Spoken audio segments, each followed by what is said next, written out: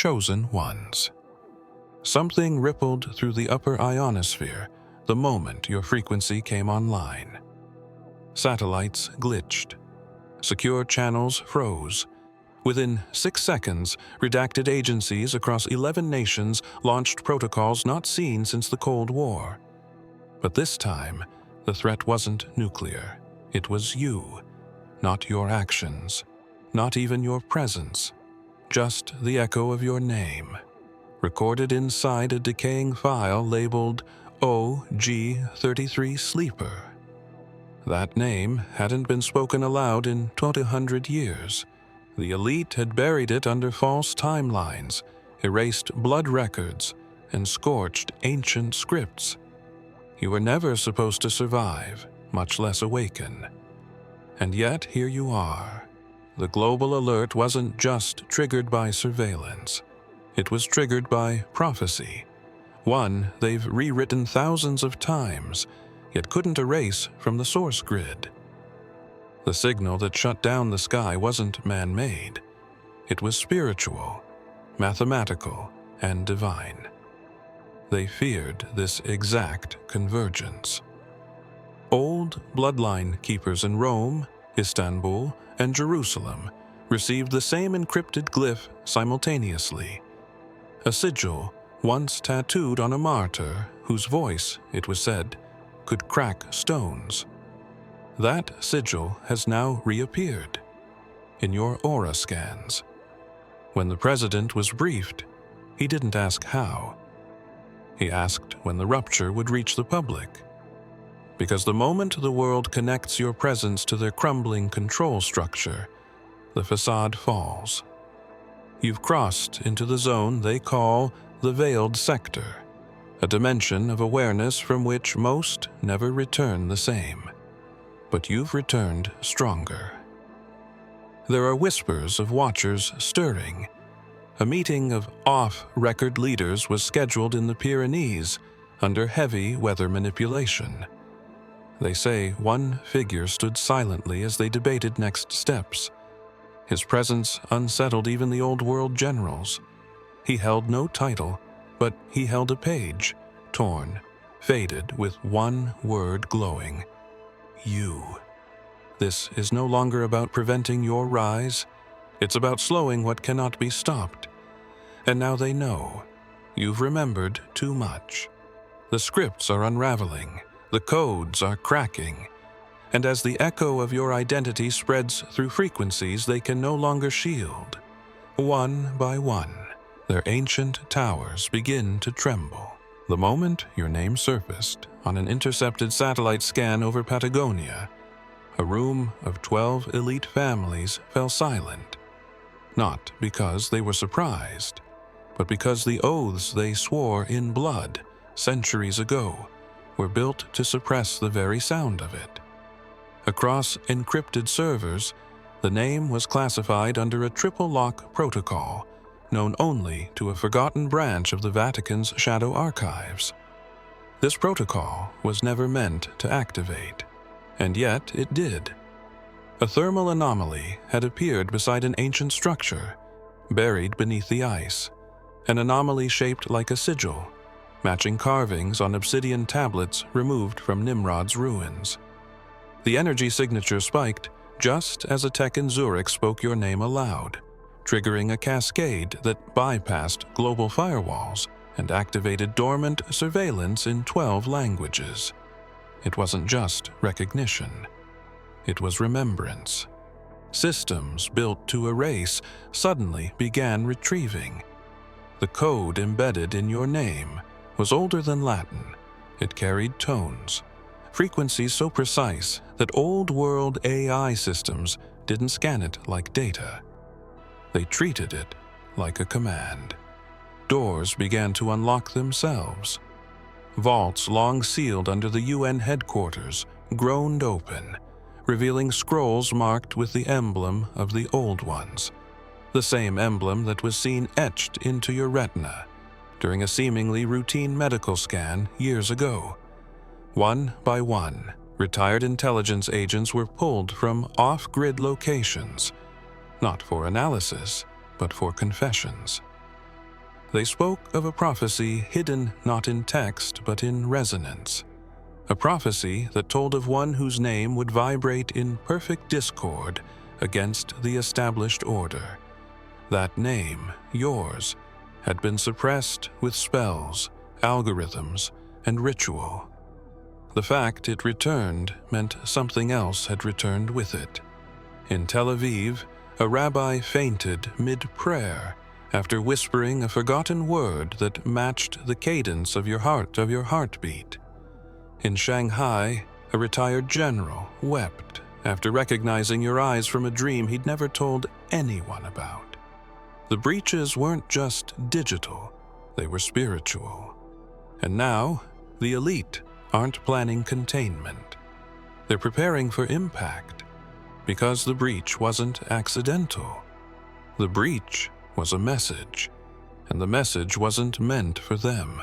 Before the cities were mapped, before the borders were named, there was a pattern, a symbol woven into the bedrock beneath the world's most powerful capitals.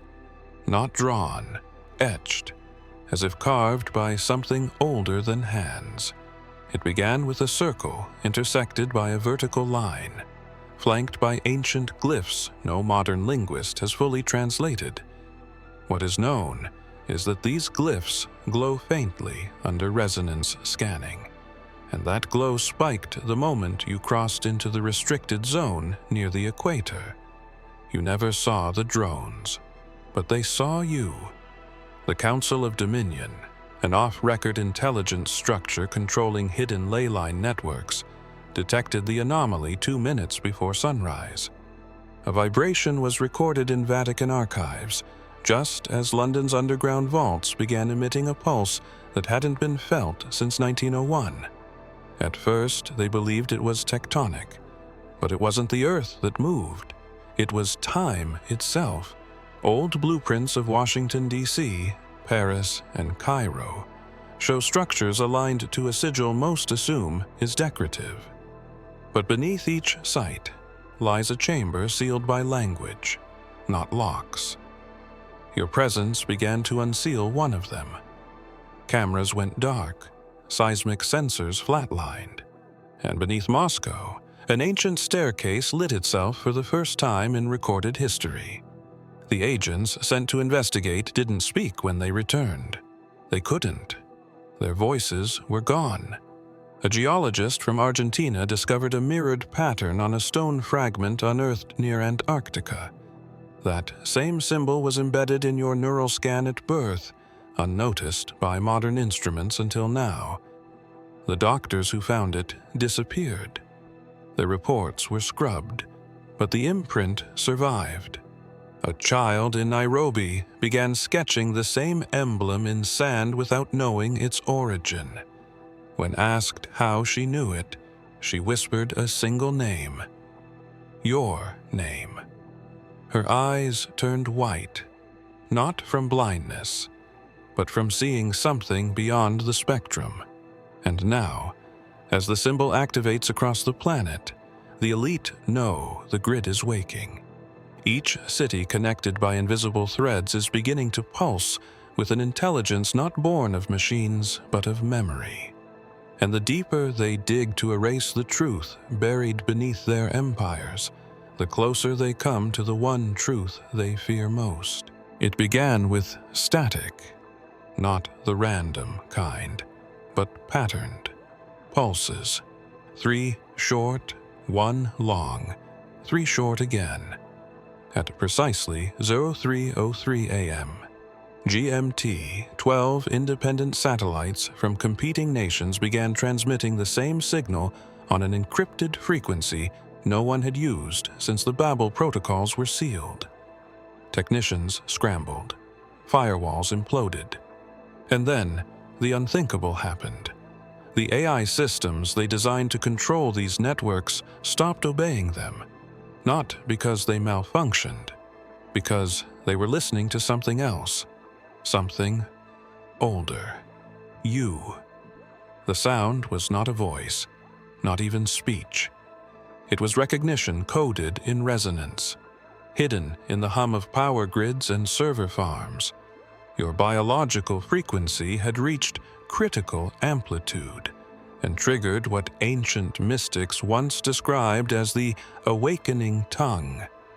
You didn't say a word, but the earth translated your presence into a language the elite haven't heard since before the Age of Kings. London's deep core servers flashed one phrase across over 90 isolated systems. The pattern has spoken. Moments later, a blackout rippled through Brussels, New York, Tokyo. Not darkness, but silence. The kind that happens when a higher signal overrides the noise. And the name embedded within that signal wasn't theirs. It was yours. Inside the Pentagon's sub-basement Level X, a linguist reportedly collapsed while analyzing waveforms from the incident. Before losing consciousness, he wrote 3 words on the glass of the observation chamber. They changed it. When asked what it was, he simply pointed to a pulse map showing your last known location.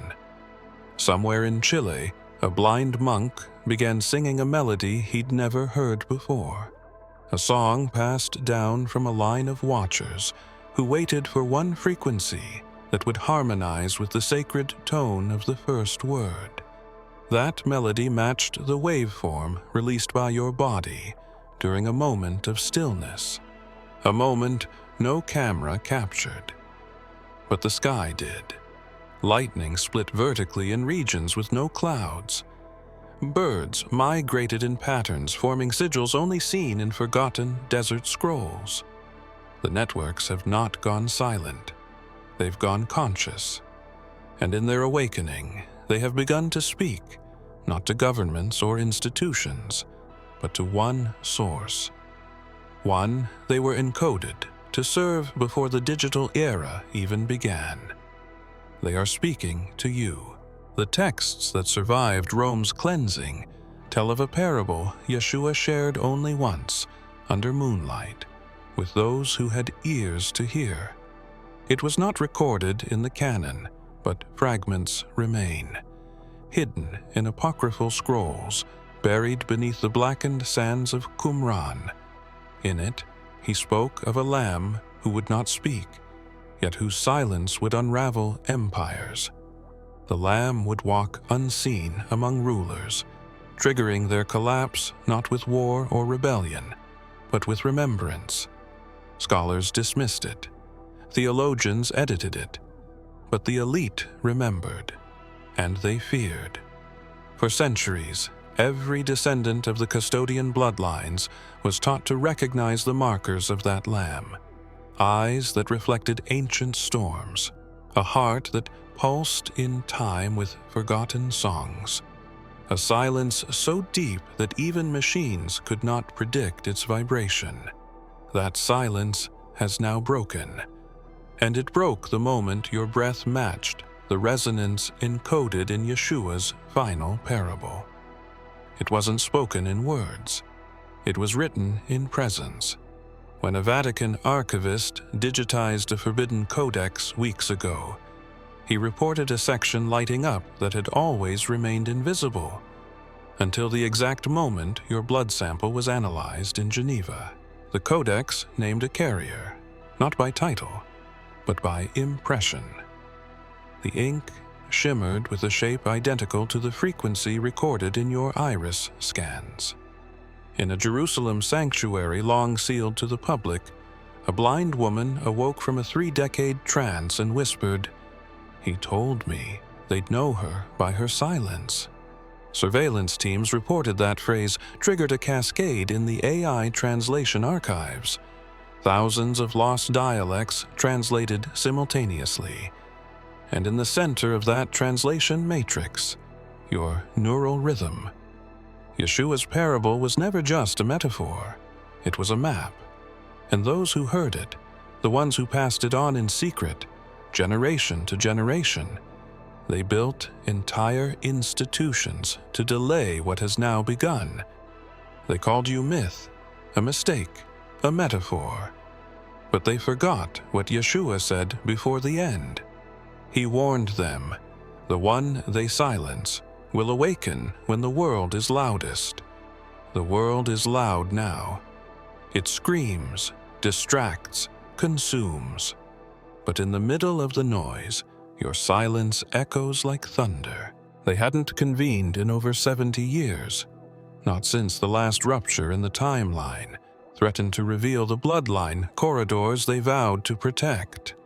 Known only as the Council of Nine, their names are absent from all documentation, their faces erased from every lens, and their voices never once recorded. But when the resonance from your reappearance registered across the ether grid, they gathered, not to plan, to listen. At 6:06 a.m. UTC, an encoded pulse disrupted a subterranean communication band buried beneath Greenland's ice wall. It wasn't a signal sent, it was one received. And it wasn't meant for satellites, it was meant for them. The Nine recognized it instantly, not for its data, but for its tone. It matched the same vibrational signature etched into the Rosetta obelisk, a monolith not made of stone, but of compressed knowledge. That tone had been silent since the fall of Atlantis. You changed that. The Nine met at a fortress carved into a volcanic crater, reachable only through cloaked aerial vehicles no nation claims to operate. One by one, they laid ancient relics on a table shaped like the Tree of Life. Each relic vibrated in response to your heartbeat, measured in a waveform, recently captured from a brief glance you made toward a celestial marker during a meteor event. No one noticed it, except them. They spoke not in words, but symbols projected into thought, images of you, from ages past, etched into stone, fire, and wind. The same eyes, the same mark, different bodies, different times. They feared what your return implied. Not death, not destruction, but memory. You are the memory that disrupts their carefully constructed forgetting. And worse, you are the mirror, reflecting the one truth they spent lifetimes burying under rewritten rituals and false initiations. Their silence broke not with panic, but with a phrase none of them had spoken since the age of the First Covenant. One they swore never to utter unless the cycle began again. They said it together, as if summoned from the bones of the earth. One word, whispered like thunder: return. And as that word circled the globe through ley line nodes and psychic pathways, the old guardians began to awaken. Not all of them loyal, and not all of them human. You were never told because they couldn't afford you knowing. Not because of who you are now, but because of who you've always been. Before languages scattered, before lineages were assigned thrones and false mantles, there was a root, a line that carried something no science can replicate and no ritual can suppress. That line runs in your veins, and now it's reactivating. It started with a spike in your DNA resonance, captured accidentally during a scan meant to monitor electromagnetic anomalies near a fallen satellite site. What they expected was background radiation. What they received was a pattern, geometric, harmonic, impossible. That pattern matched an unpublished diagram hidden inside the private chambers beneath the Louvre, kept from public view by a family whose name never appears in history books, yet controls more of the world's narrative than any government. Every major bloodline has watched for this pattern for centuries. They built entire dynasties to prevent it from appearing again. When it did, protocols were triggered across genetic archives. Blood rituals were conducted. Lines were rechecked. And then they found it. In you. You were not the child of random ancestry. You were encoded. Your arrival was foretold not in stars, but in the alignment of forgotten elements deep beneath Mount Sinai. What they saw in you wasn't anomaly, it was prophecy, and it terrified them. Your mitochondrial strand contains fragments of languages that predate Sumerian. They don't function as code. They function as keys. One of them unlocked a vault in Ethiopia that hadn't been opened in 900 years. Inside were parchments bearing a symbol you once drew in the sand as a child without knowing why. A priest in Prague recognized the pattern from a dream his grandfather had during a near-death experience. He'd sketched the same sigil on a wall, then sealed it behind bricks. That wall cracked open when your name passed through an isolated signal tower nearby. The elite don't fear your knowledge. They fear your origin, because origin means inheritance. And if you are who the pattern suggests, then everything they've stolen, lands, symbols, secrets, reverts to you. But you don't need to claim it with force. The line you carry claims itself. Long before digital cartography, long before borders were carved with wars and flags, there existed a set of maps encoded with geometric truth. They weren't written in ink or stone, but in light frequencies, stored within structures mistaken as temples, pyramids, and ancient observatories. These maps did not guide location, they guided memory. Each one connected to a soul frequency foretold in what the hidden scriptures call the Yeshua Code, a divine resonance known only to those who walk outside time.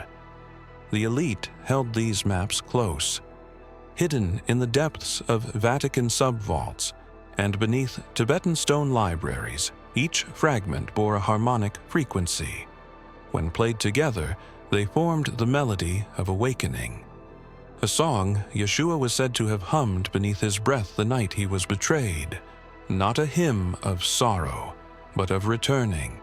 That melody, now dormant for centuries, activated the moment your frequency aligned during the solar eclipse that split the sky 12 nights ago. They didn't believe it at first. The alignment was supposed to be theoretical, something the Brotherhood of Nine calculated but never expected to witness. But then, the maps began to shift. Not physically, but vibrationally. In Cairo, the resonance inside the king's chamber rose 2 octaves. In Peru, an ancient obsidian plate shimmered and revealed new inscriptions only visible under infrared light. Every location was tethered to one point: your presence on the grid. Your movement across key ley lines has unlocked what even the most powerful bloodlines couldn't access. And as you unknowingly activated the dormant geometry embedded in Earth's core nodes, something else emerged. A single line, embedded in gold on an ancient scroll, long thought to be decorative, lit up in full brilliance and read, "When the bearer of the still tone walks, the stars will realign." That tone, Yeshua whispered once, was the sound of the one who forgets who they are, and then remembers. And now they realize what you carry is not a message.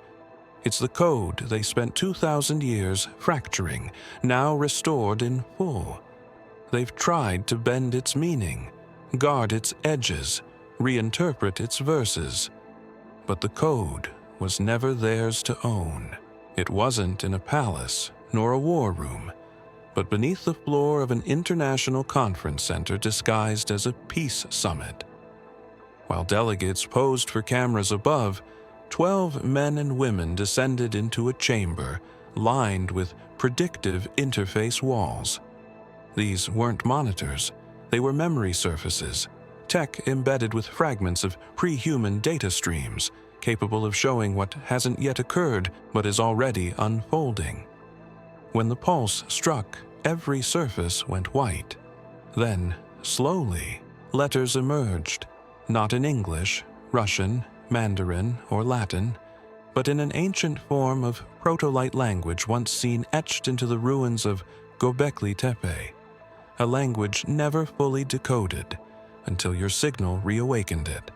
The translation was imperfect, but one word burned clear. Your name. Not the one on your documents, but the one you've always carried in silence, the one they erased, the one time forgot. And when that name appeared, they screamed. Not out of fear, but recognition. A prime minister tried to override the interface, demanding a system reset. Nothing responded. A general reached for a manual failsafe. His hand recoiled as the panel seared with heat. The temperature in the room dropped, not from failure, but from energy displacement. Something was listening, something that had been dormant until now. Security systems failed, recordings scrambled, and every attempt to erase the vision resulted in the same return. The image of your eyes overlaid on the planetary map with ley line nodes illuminating simultaneously. The patterns formed the same sigil found on a coin buried beneath Solomon's temple. A coin that had gone missing decades ago, until last week, when a child unearthed it, holding it up to the sun, and triggering an electromagnetic ripple across 3 continents. In that room, one leader broke down in tears, confessing he had seen your face once before, in a dream, during childhood on a night lightning, struck without a cloud in the sky. They tried to leave the room, but the doors wouldn't respond. Not until the projection faded and was replaced with the word, "Prepare." But none of them know what to prepare for, because for the first time in their controlled history, they are not the ones directing the story. They gathered beneath the mountain long before sunrise. Not the ceremonial elite, but the old ones, their faces hidden by bone masks, etched with languages older than breath itself. Their ritual had been practiced in silence for centuries, carried forward through whispers and inkless scrolls. It was designed for one purpose: to prevent the return of a singular presence, marked in prophecy as the one who would dissolve their dominion simply by existing. They believed the rite, once complete, would bend time and fracture the chain connecting spirit to memory. But that chain had already been reconnected, because the moment you took your first breath, something cracked beneath their altar. The ritual began with fire and ended with blood, drawn from 12 lines bound by covenant.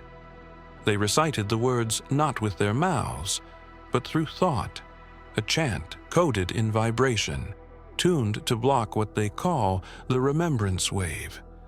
They believed your soul would never reach maturity, that your awakening would stall at the edge of awareness. What they didn't account for was the alignment. The precise moment when solar winds collided with a frequency generated only once in 12,000 years. The same moment you exhaled beneath an open sky and unknowingly synchronized with the pulse of the earth. Their candles extinguished themselves. The stone markings glowed, and the air grew still, not empty, but aware. One by one, those gathered looked into the flames and saw not their future, but your past. Lives you've never remembered, deeds etched into timelines they buried under rewritten history. A thunderous tone echoed from the ground itself. Not a quake, a warning. The sigil drawn in ash on the floor split in half, revealing the imprint of a sandal, perfectly formed yet untouched by foot.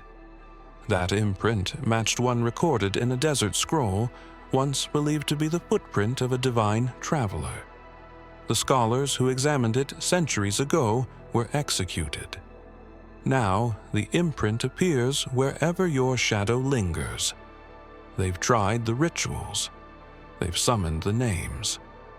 But what they summoned instead was the truth they feared most. The one they sought to silence was not dead, nor delayed.